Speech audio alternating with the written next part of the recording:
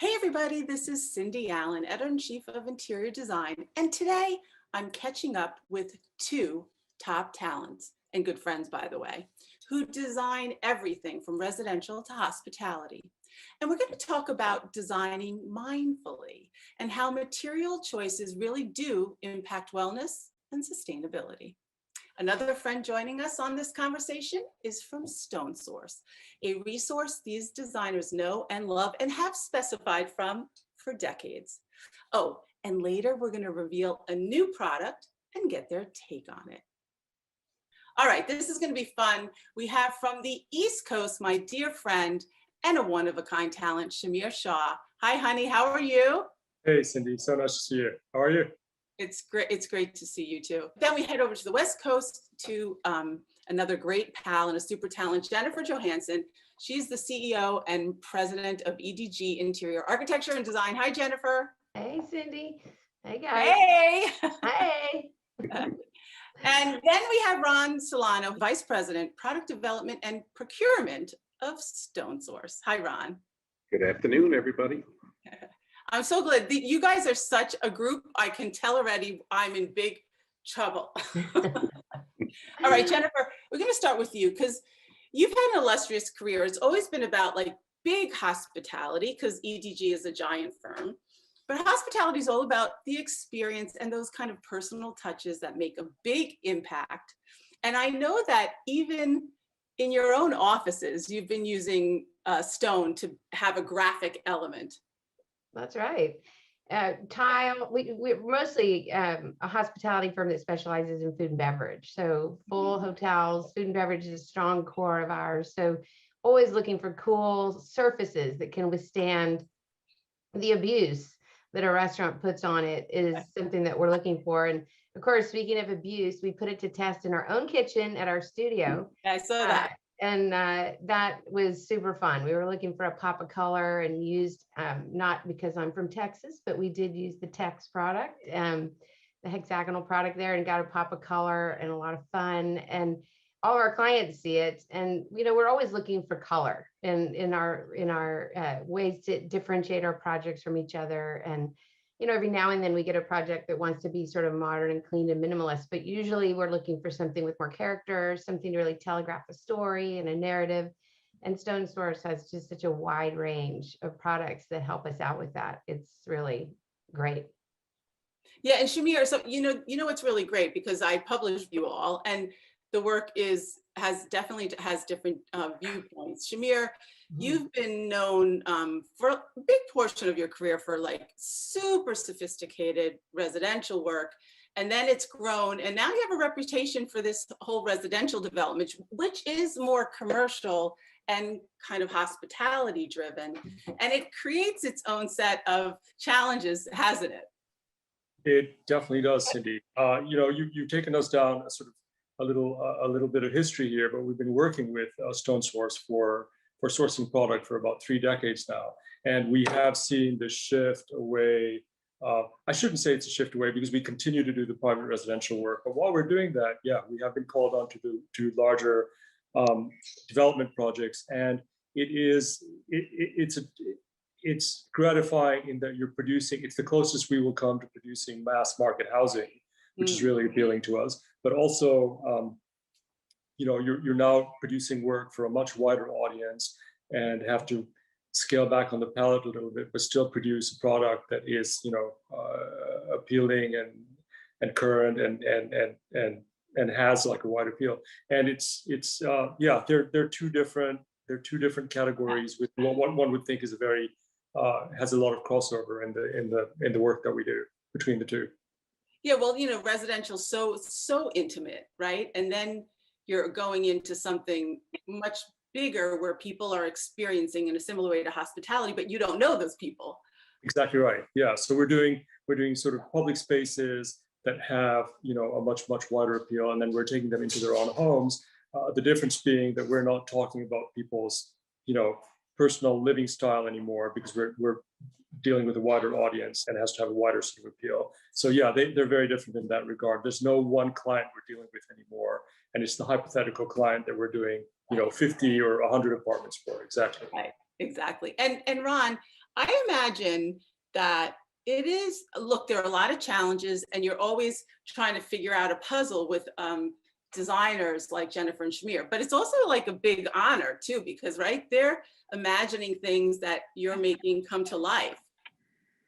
Yeah, it's probably the most fun, obviously, that we have. And for me, I'm always a little bit behind the scenes. So while I know everybody, right, and you hear the names, Right. it's like, I'm kind of like making sure we put all the stitches together. But yeah, I mean, listen, the wonderful, wonderful projects, they work really well with us, and you know, again, honored to be involved and continue to grow our relationships. Yeah. I want to, just for the viewers out there, I'd love to do like a little tour of some of your faves and or latest projects, Jennifer and Shamir. So I'm gonna name them and then you just give me a tidbit or two and we'll kind of go back and forth a little, just so everyone gets to know you. All right, so Jennifer, we're heading to LA. I know you just recently finished the Viceroy in LA, which is a big project, huh?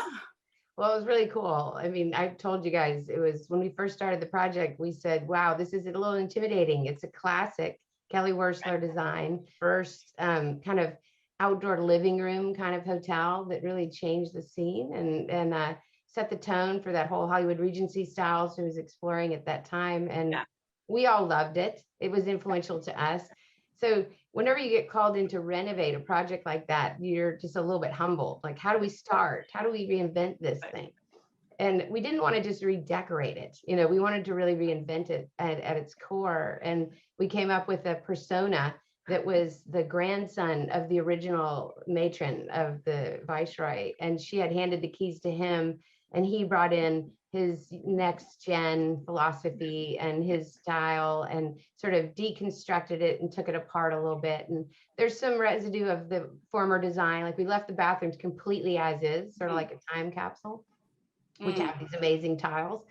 But it was a really fun project. It was fun to look at what Santa Monica's done in the last 20 years and how to reflect that in the design, and excited to share it with you guys.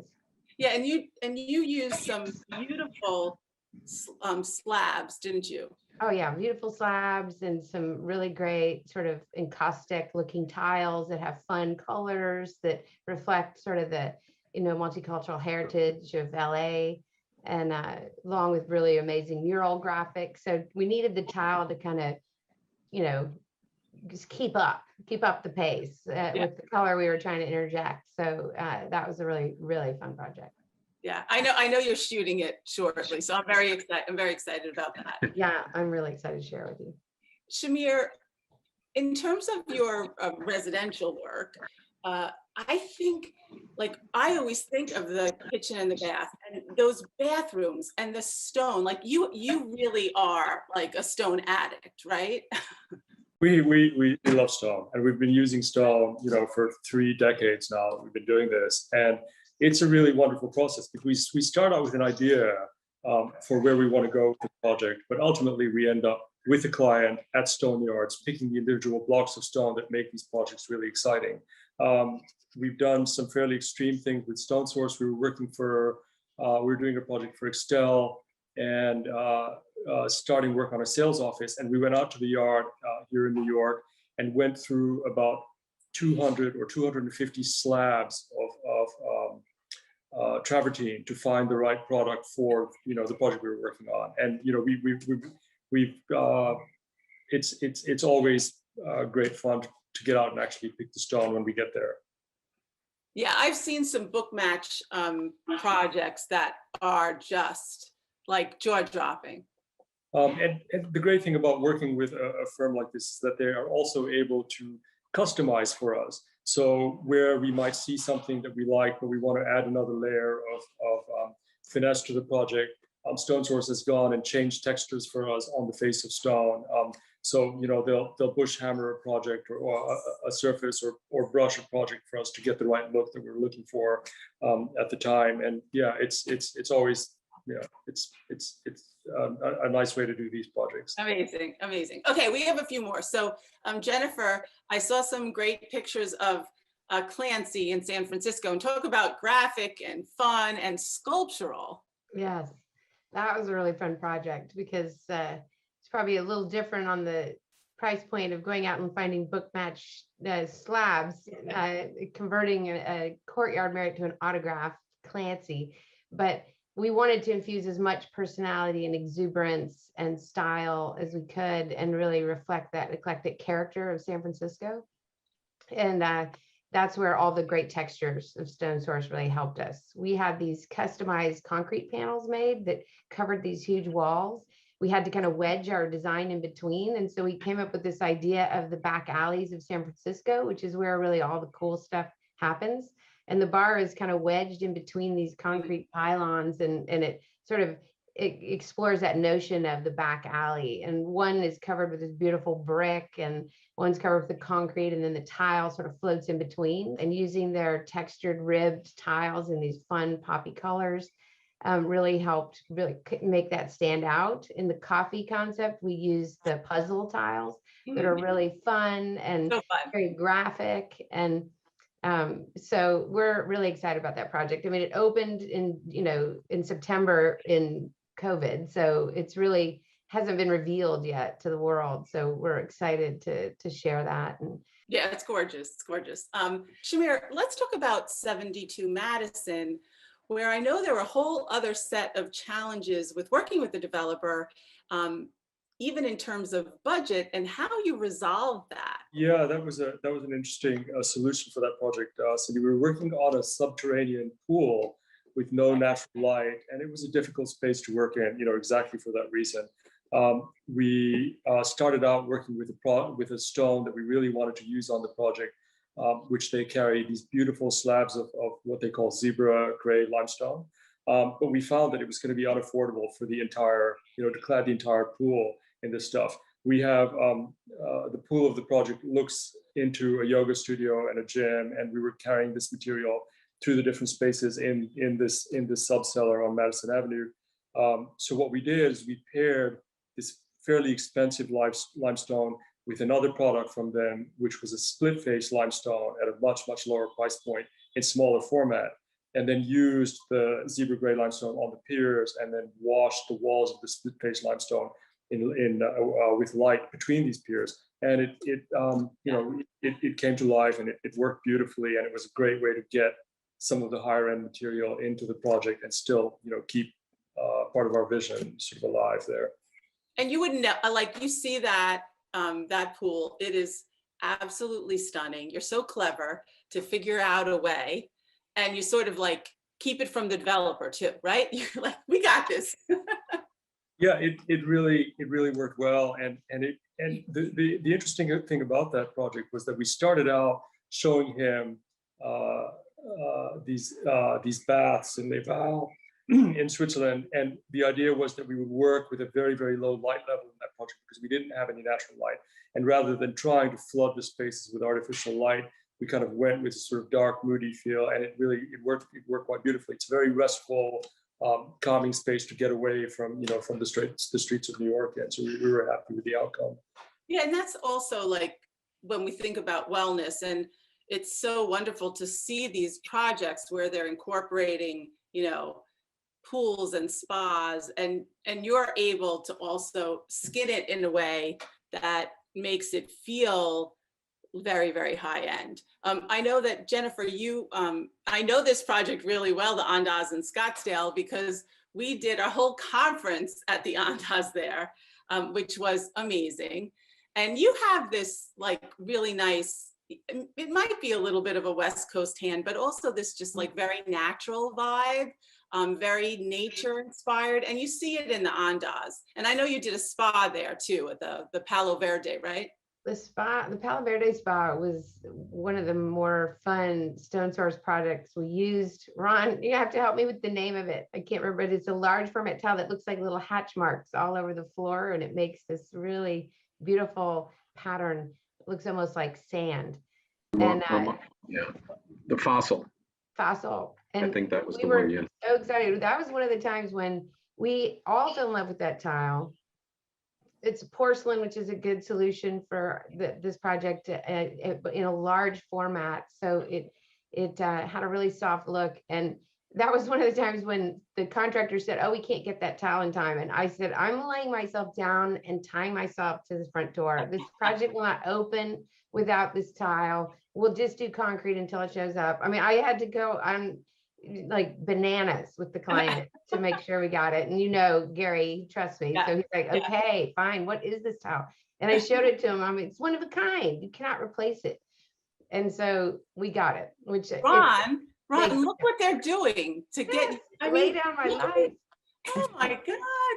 It's great. It's great to be challenged, and it's great to find things that allow architects and designers to do their thing, right? I mean, that's the satisfaction for us, or for me personally. Oh, yeah. But for us as a company, you bring products, here's what we think are the best things, and do what you want with it. Well, clearly Jennifer thought that was the best and only thing. And she's lucky because she also had a developer. He really loves design, and he was such an advocate, which is fantastic. Shamir, I wanted to mention one more project before we get to the new product, and it's 10,000 Santa Monica, which was an absolutely incredible residential development project, right? It was a really great, fun project to work on. And it was an interesting thing for us, Cindy, because we were called on to do only the public spaces on that project and not any of the actual apartment interiors themselves, which were handled by the base building architect. So it was really an interesting exploration for us working in Los Angeles with a lot of indoor-outdoor spaces, and allowed for some really great, interesting exploration of new materials that we hadn't necessarily worked with before. It was also a project where we combined, porcelains with natural stones, and something that we hadn't done before. And we found that in the public spaces for that project, where we did have this indoor-outdoor exchange, it was really nice to have the two materials working together. The technology has come such a long way, and they are indiscernible in so many ways. Now, we're not trying to fool anybody by using a product that is not stone and calling it a stone. But when you have the two to work with, I think it enhances the project a great deal. And also, I just think it's better for the environment.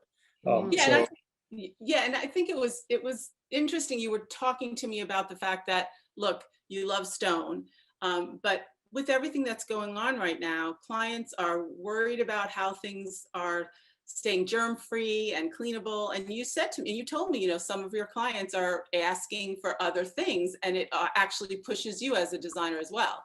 It does. We're working on a house in San Francisco right now where our client didn't want to deal with the issue of putting a bottle of cosmetics down on a bathroom counter and having it bark. And we've, for the most part, had clients who are willing to deal with a little bit of maintenance to have the products that we're pushing, and that they seem to sort of appreciate and like. But yeah, this has been a new experience for us, and we found really beautiful materials to work with that are going to work just fine in this instance. So it's a nice gear switch for us. And we're still, it'll be interesting to see the project done, but we probably use less natural stone on this house we're doing than on any other project we've ever done, and it'll be, an interesting sort of end product. Yeah.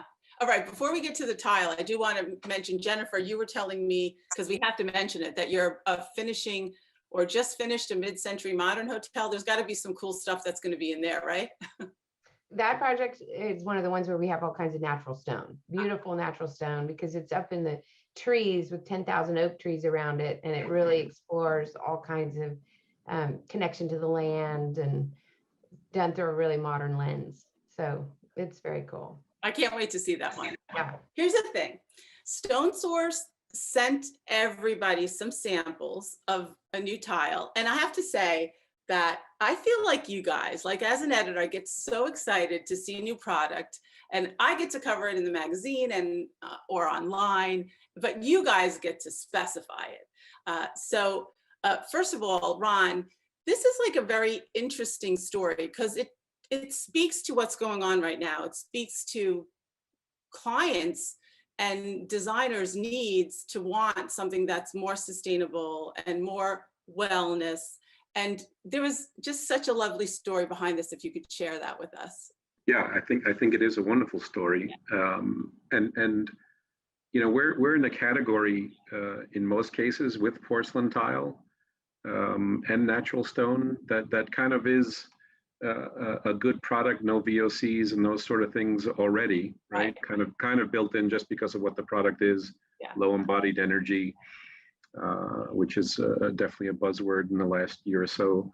And this product, La Pietra Compactata, I actually met them on the last day of my last trip, February of 2020.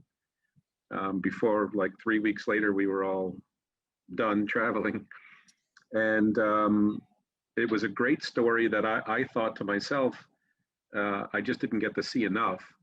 But the Jaccarino family, basically the father had this business where he was just making pavers. So they produce in the Modena region, which is the heart of the ceramic tile industry. But when he started the business, he was like, I don't want to make a porcelain tile, right? I'm interested in green. I can do recycled products. I don't need to have a factory. He stares at the waste and exhaust, in the town. So really for him, even in the beginning, it was really important to him to kind of be one with nature, and that's kind of his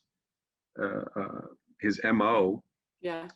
But they were making very basic pavers. Right. But they use ground porphyry, quartz, and granite, and they basically press the product, so it's not fired, right? So that's kind of the cool story, and that obviously really interested me, because we always look for sustainable products, and in many cases when you find them, if we're being honest, they're not that attractive. And so this obviously had this abundance of colors, the sustainable story. On top of it, his two children, Federico and Francesca, basically kind of took the company along and got into all these colors and doing more sizes and shapes and making mosaics and kind of moving it forward. But they all also, in the same vein as the father, their comments to me is like, we have to exist in harmony with nature, right, but not just nature, each other. Right. And so they really impressed me. And again, it was a short meeting, but that's kind of how we jumped off, and it's taken a year to obviously get to this point where we're going to launch the product. So. But I love the whole story, right? So the family, and then the next generation is looking for different kind of answers and are pushing in a new way. I have a piece right here. So the La Pietra Compactata is compressed, right? Compressed stone. Yep, so compactata. Yep. I also like that it's made out of stone, right? Correct. Yeah, I think that's the interesting part about the material in the end. It is stone, right? So it's not some components to make it look a certain way or make it look like something else. I mean, it looks like stone. Obviously, I think some of the comments we heard, it kind of looked like maybe like a masonry or a block form and that sort of thing. But I think with the textures available, it's a stone. Yeah. By all means, it's a stone. Yeah. Okay. Well. First of all, I want Jennifer's and Shamir's reaction. But Shamir, you had like a million questions, which I love, because he's like, okay, I need to know this and this and this. So why don't you ask Ron some questions? Cindy, I want to start by saying something that you touched on with Ron already, which is that one of the things that is so appealing about this product to me, and having been to a stone yard, to a stone fabrication factory in Italy, and watched how much waste there is with stone, one of the great things about this product is that they are using the waste byproduct, the stone, to make this material, and it's beautiful just in that there's up to 60% recycled stone in the material. It is not fired, it's formed so that there's no heat used to make the stuff, so it's low energy in production, and it's good for indoor and outdoor use, which is great. I think the material is really beautiful. It looks like precast or concrete, the stuff that I'm really drawn to. and the textural surfaces are really beautiful. So my questions, I guess, were with for this product. Ron, is this usable? I know it's usable for floors and walls, and is it intended to be mud set, or can it go on pedestals like traditional pavers? Good question. And firstly, thank you for the talk on the material. That was very well done. Thank you. But yes, it could go in pedestals. Obviously, the largest unit that we use, you'd have to figure out your pedestal design, right? Because obviously smaller pavers equals more pedestals. And so you kind of, wind up with maybe a more expensive job that needs to. But their intention, or how it's been installed, is it's installed like natural stone. So it's either in a mud bed. The interior product obviously can be thin set, but more likely a medium bed because of the thickness, right? The product is 15 millimeter or 22 millimeter for the outside.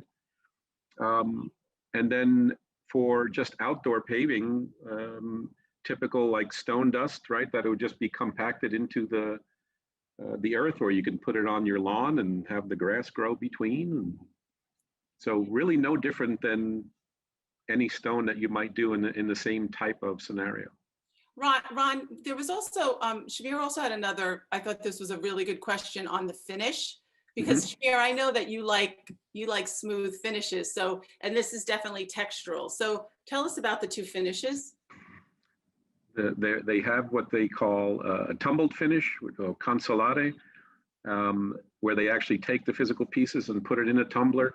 That is the biggest product for them for exterior. So it kind of has an already worn appearance to it. The interior finish, what they just call natural, is smooth to the touch compared to the tumbled. And then they do make a product that's called lapata, which is, it's not like a true polish like a stone would be, but it is available. But it's funny, it does flatten the surface a little bit more, but it's the one that they barely sell. So I guess we'll in the end we'll find out what really works. So those are the three finishes.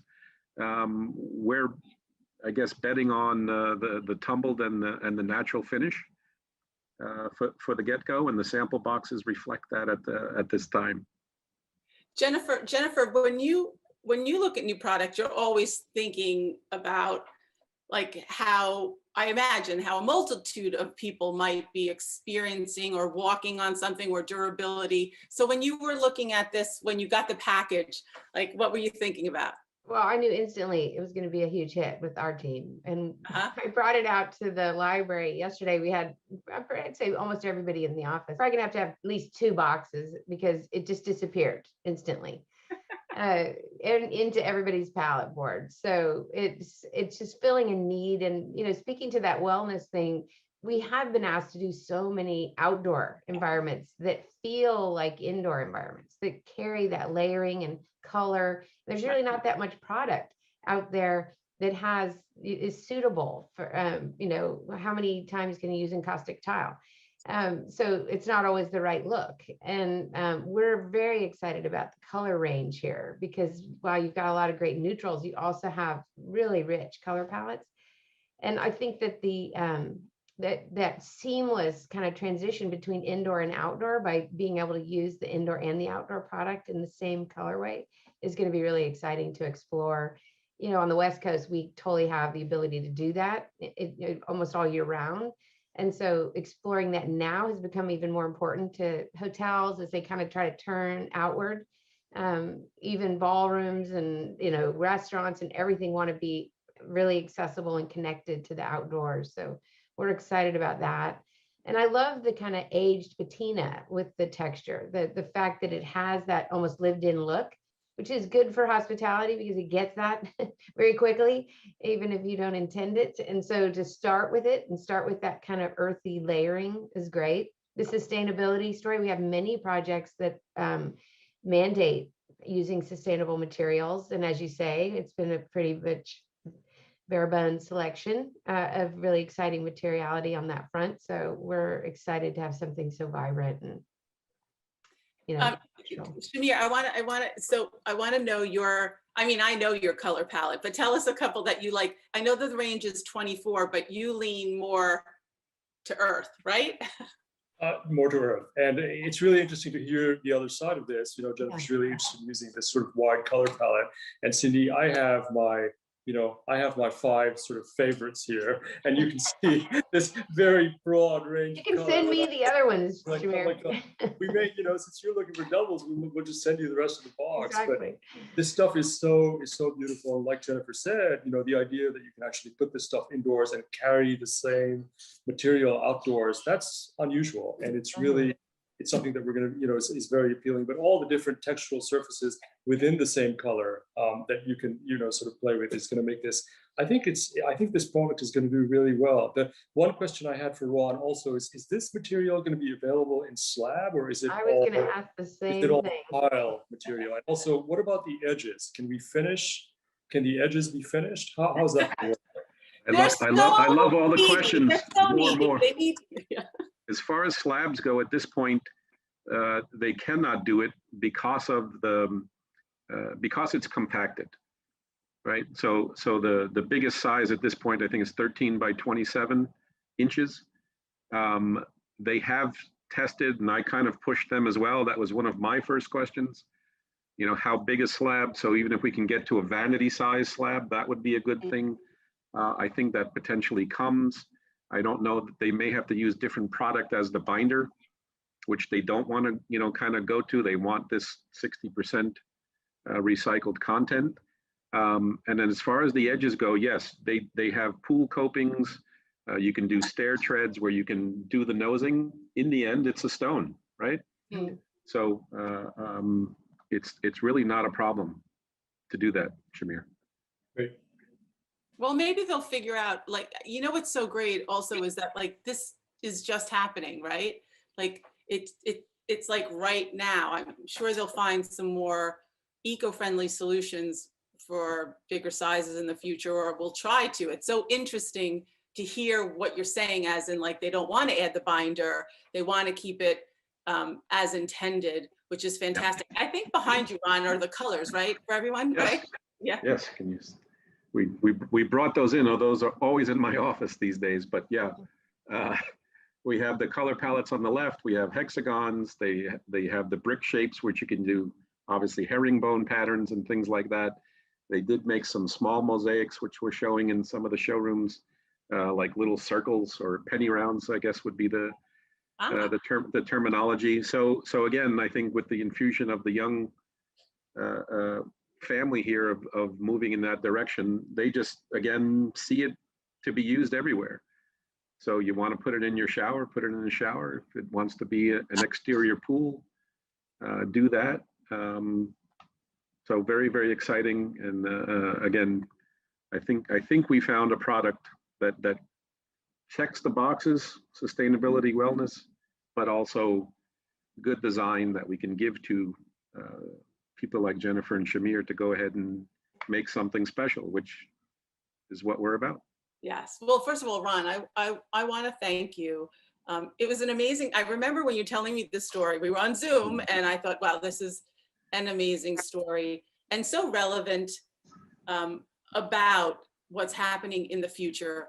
All the needs from our community that are talking about how can we be more sustainable, more kind to the earth? How can we be good to each other in terms of wellness, and having such amazing feedback from these heavy hitters who are here today, such good friends of interior design, of the industry, and of Stone Source. So Jennifer Johansson from EDG, love you so much. Thank you. And I can't wait to see some of these new projects you're photographing. And Shamir Shah of Shamir Shah, my very, very dear friend. I know you're going to use the gold too, right? That golden, that harvest golden color. That'll be really nice. Yeah, it's a great range, and I'm actually looking forward to trying this after I finish this interview with you. I'm going to walk out to the bathroom and wet this stuff and see what happens to it. But I think it's going to do great. Designers always thinking about how to use the product, which is what we love. So a big shout out to all of you. Thank you so much. Can't wait Thank to you, see everybody. you in person very soon. Thank you so Thanks much. Cheryl. Bye.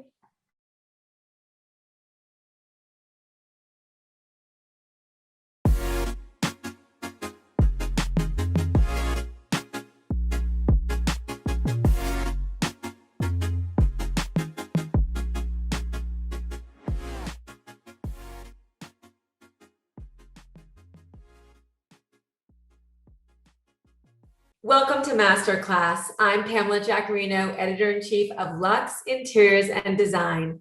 Today, I'm sitting down with two powerhouses in the world of high-end decorative lighting, Hector and Emma Finch.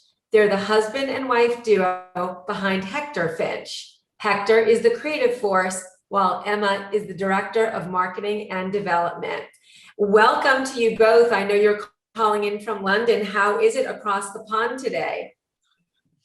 Well, it's a quite cold but lovely sunny day here. Wonderful. We've had some lovely spring weather, but it's gone very cold again. So we're all wondering when spring proper is going to arrive. Well, it's a better spring than last spring was. So I think we're all in a better place and in a more optimistic place. But it's so nice to be with both of you today. Thanks for joining me.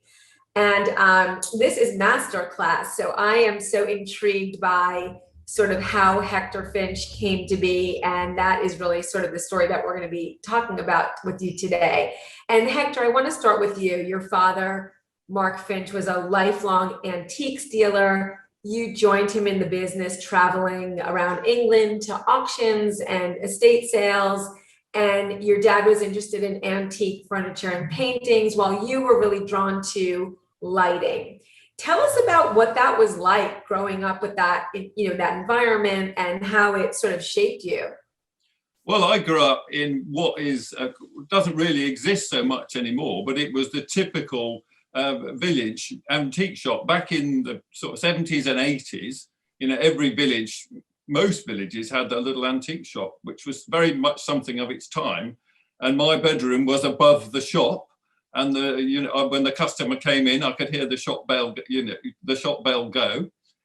So it was very low key. It was very small scale, and we covered mainly in the Lake District, which is a very beautiful part of the UK. Lots of mountains, lots of lakes, and it's where the rich and wealthy of the Midlands, so Manchester and Birmingham, would have had their big country houses. Now they come up on the train. And they built the big houses in the 18th century, 19th century. So that was all breaking down after the Second World War, and the money ran out. And all these houses and estates started to come onto the market. And that's what me and my dad spent our time doing.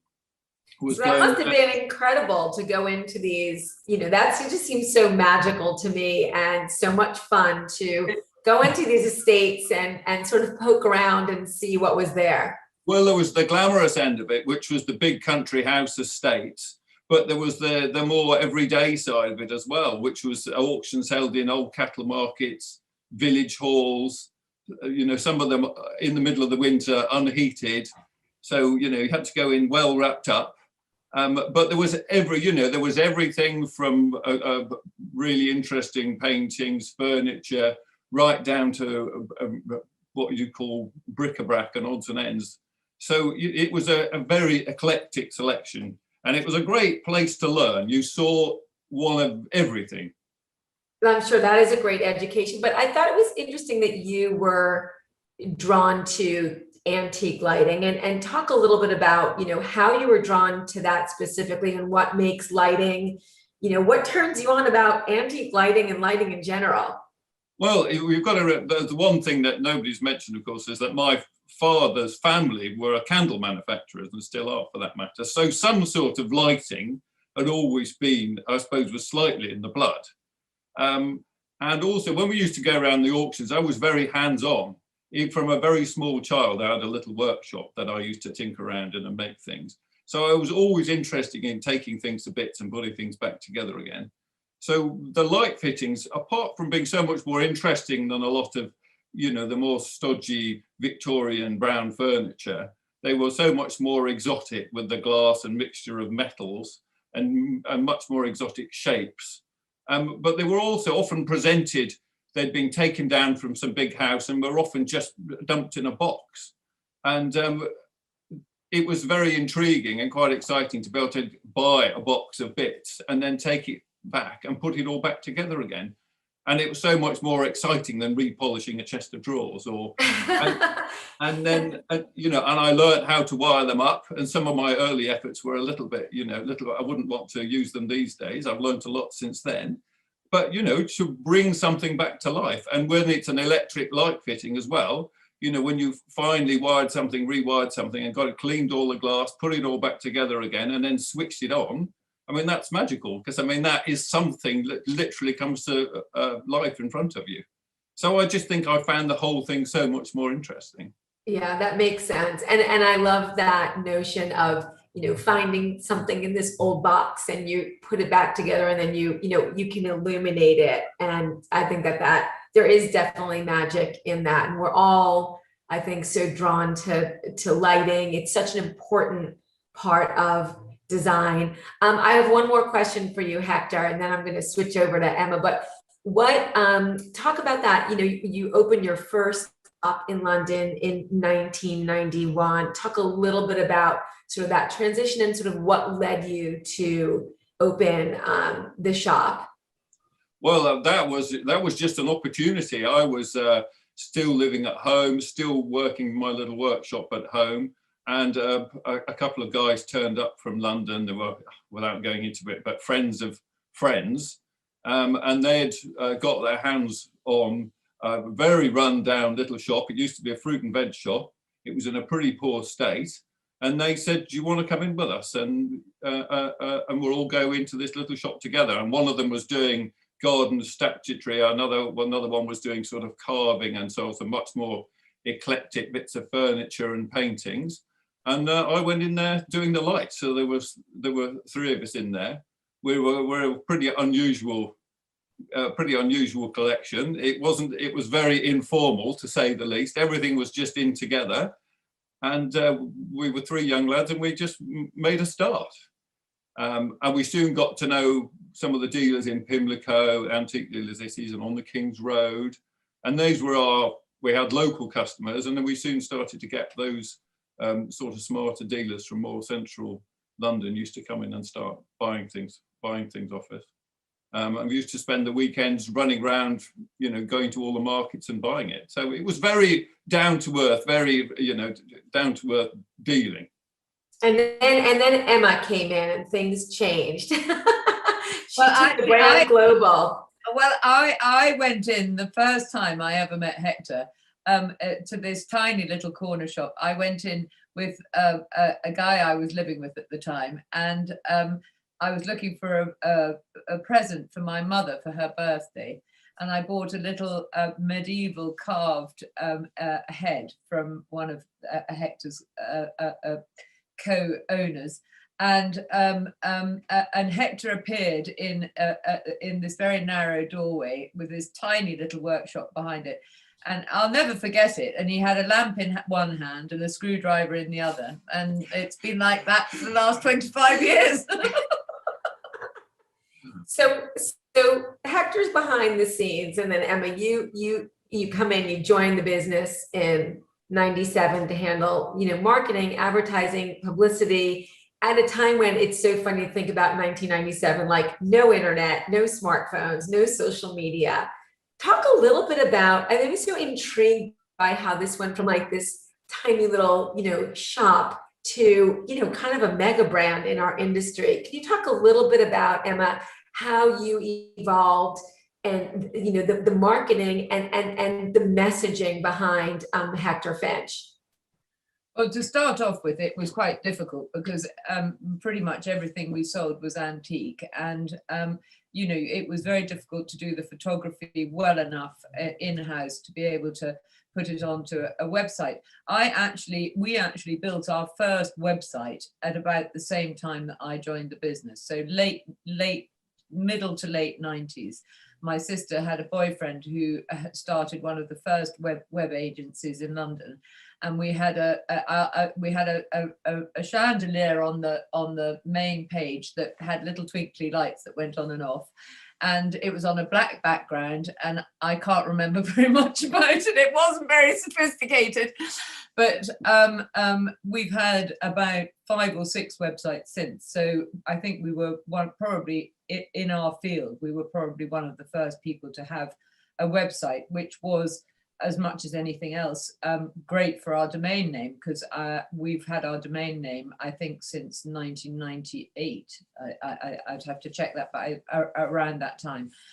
And I had come from a marketing PR background. I'd worked in publishing, I'd worked in classical music, I'd worked in business television, so I'd been a producer for one of London's biggest creative agencies, making communication product, if you like, for big brands. So I knew that we needed to market ourselves and get out there and market the name and get known. So and because I'd worked for Thames and Hudson, I knew a bit about print, and I knew a bit about graphic design, and I've always been very, I read history of art at university, so I've got a very good two-dimensional sense of 2 and 3D sense of what works. So we did our first little brochure about that time, which was just a set of postcards in a little yellow folder with our branding on it. And then I did our first print brochure in about 2002, which was probably only 20 pages, and it didn't have very much product in it, but I sent it out to everybody. And we slowly began to get a following of designers in the UK. And about the same time, we started to talk to people in America. So it was really during the 2000s that my marketing really started putting the brand on the map. And I would say that because you worked in Thames and Hudson, the brochures for a little company like ours were some of the best in the business of their time. And I think they really made a huge difference. They were a really quality object with quality photography. It was a quality, the catalogue itself was a real quality product, and they made a huge difference. Well, I think that's interesting too, because you are, I think it sounds like from the get-go, and certainly today, a very high-end, coveted lighting, brand that is, beloved by so many, across the world. Hector, I'm curious, sort of going from, tinkering with antiques, you were exposed to so much. What inspires your lighting pieces today? And what you've seen it all, you've done it all. Talk a little bit about, when you're creating lighting pieces, how you do, what are you thinking about? And I'm sure Emma is also there with you, because now, of course, you've got a market and demand. So talk a little bit about that. Well, I think my taste is very simple and very plain in actual fact, and it's a lot to do with proportion, and it's a lot to do with the basic quality of the materials that you're using. And I started off like so many other people that have started off in the antiques dealing background, which was I've got no training as a designer whatsoever. And I just started off dealing. And when you start off dealing, you keep some things and you think, wow, that's wonderful. I don't want to sell that. And you build up a little bit of a collection. And some of the first things you produce are just straight copies. I mean, that's what they are. They're straight copies of early 20th century fittings. But I think you slowly progress on, and then you start to adapt something that you've had. And then these days we start from scratch. So it's the whole process has been quite extended, but we've gone from just copying old antique things to designing things from scratch. But when you're designing something from scratch, you're still looking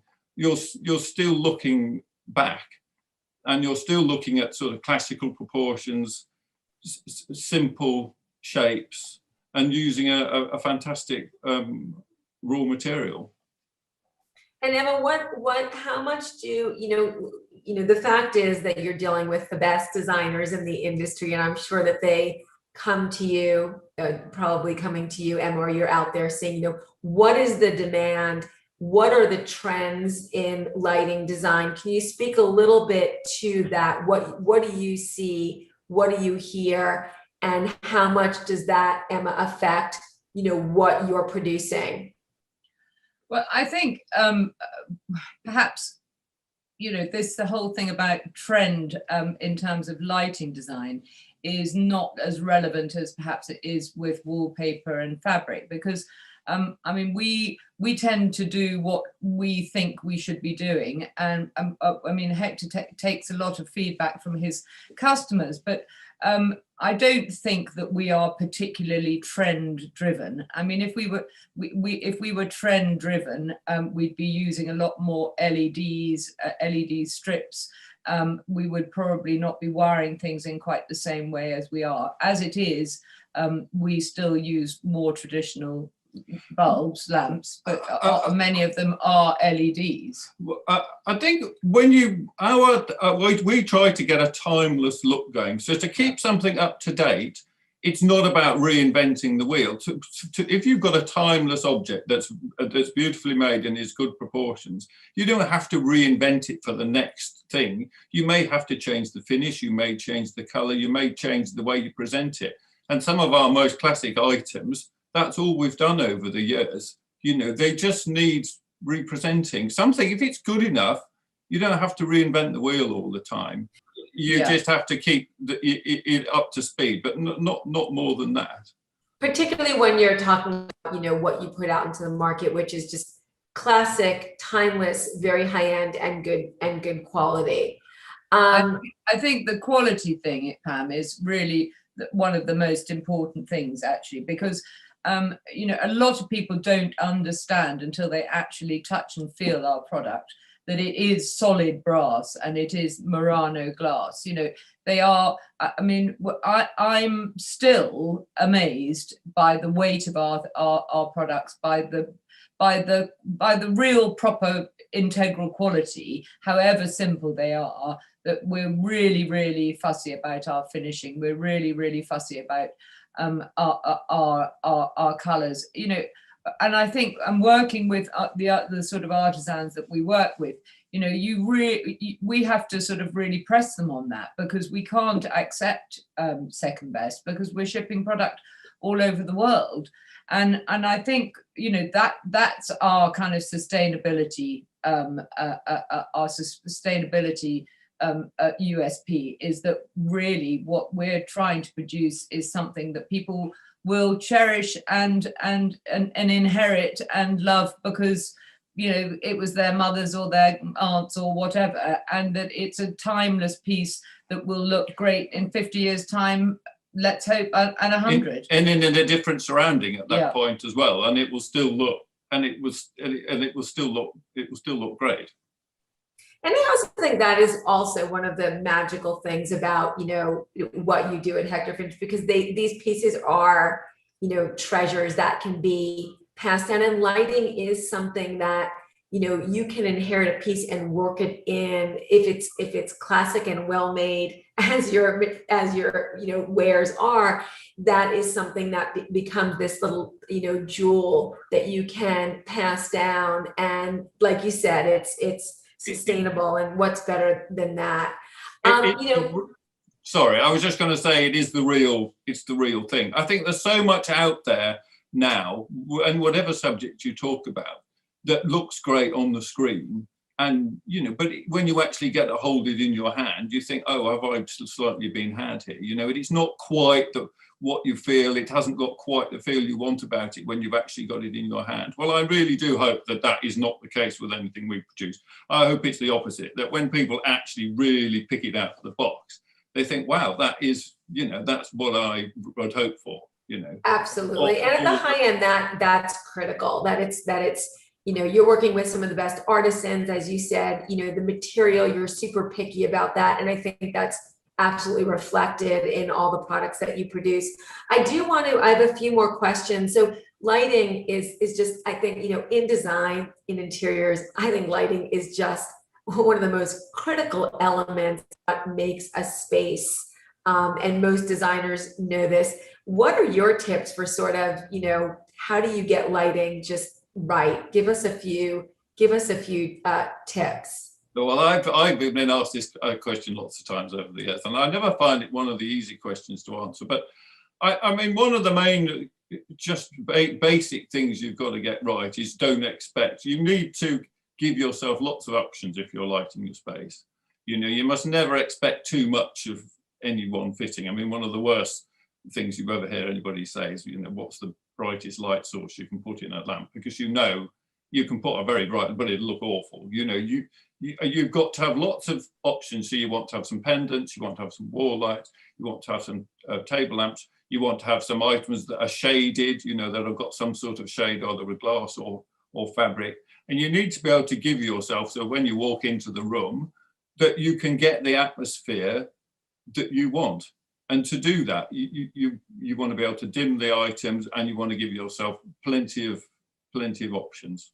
Different circuits. So, you know, I'm just in the process of hanging our new showroom at our new head office, and you know, I've got wall lights on I think I've got wall lights on 3 circuits. I've got table lamps on 2 circuits. I've got pendants on 2 circuits. You know,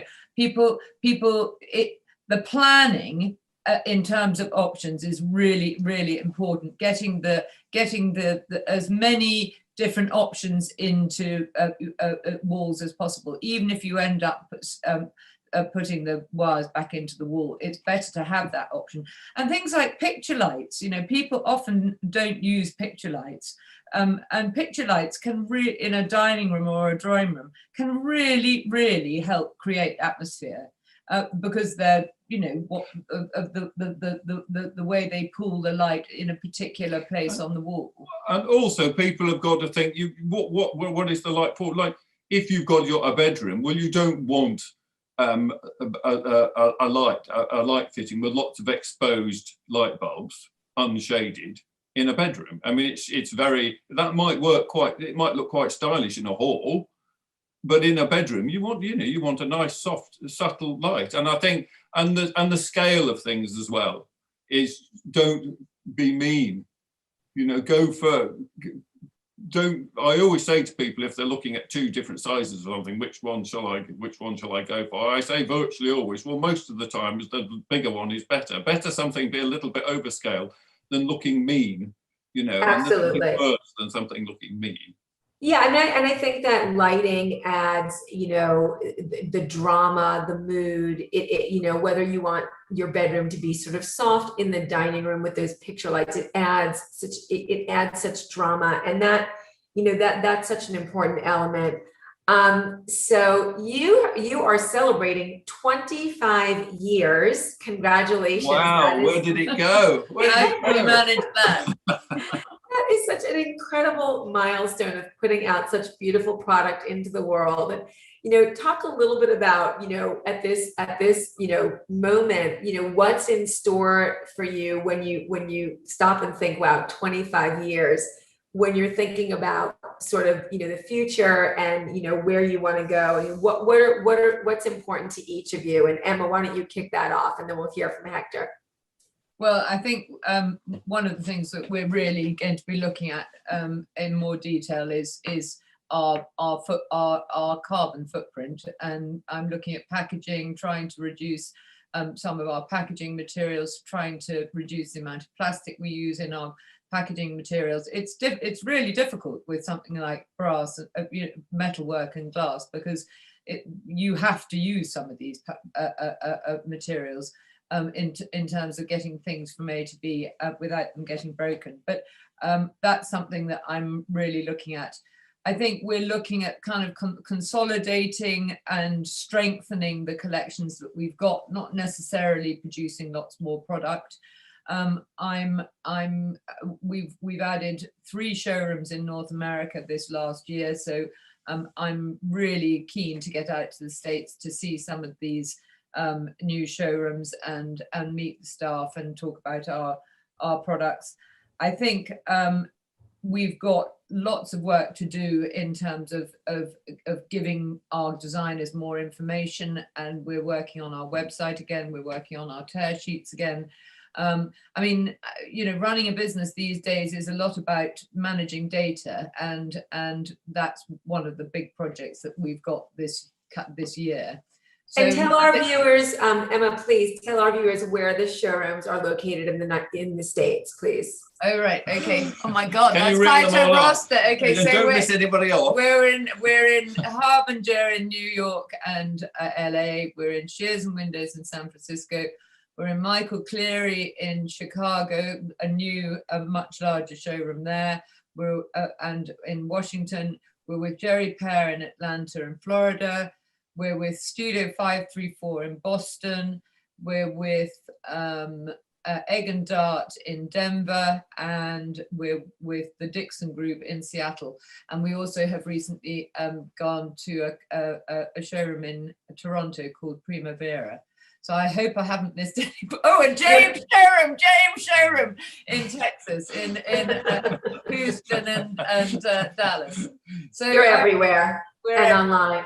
We're everywhere. And Hector, for you at this 25-year mark, sort of, you know, give us your perspective, the final wrap up for today. I think I'm quite looking forward to it, actually, really, because we've sort of built ourselves our range. You know, we've done quite a lot of legwork over the years, and I think we're getting. I have to say, I do think I keep when we do a new photo shoot and when we send stuff out, I think, gosh. You know, I often say to people, we've got quite good at this after 25 or even longer for me since I've been dealing, probably 35 years, you know, and I definitely think we've honed down our offering. And I think the new products, though, that we send out, I do have no intention of, I don't want to do lots and lots of new products, but the ones I do, we do, I think are definitely getting better. I think are definitely getting, each time they are definitely getting, it's a better product now that we produce. And I'm really looking forward. I'm enjoying that side of it as well. I'm enjoying the fact that I can see the improvement and I can see the whole look getting tighter and more together. So we will just, and I'm enjoying the design side of it. So we will definitely just keep going down that road. And the other great enjoyment, which we've missed out on over this last year, is to go and see our suppliers. You know, I love going to Italy. I love going to Venice to see the glass workshops there. You know, that's some of the best thing about running the whole business is doing that, and that's the bit we've missed out on, and I missed all the people. So you know, that's the bit I'm really looking forward to. As soon as we can get out of here, we're going to be booking some plane tickets, and we're going to. Well, we're all looking forward to seeing your beautiful lighting, and thank you so much for what you do. It's so important to the design world and to clients to have beautiful, well-made lighting, and you inspire us. So thank you so much, and thanks for being part of DesignTV today. Thank you, Pam, so very much for having us. We really appreciate it. Yeah, it's been a great. We look forward to another dinner in Paris at some point in the not so different. Who doesn't want a dinner in Paris? I'm there. Let's do it.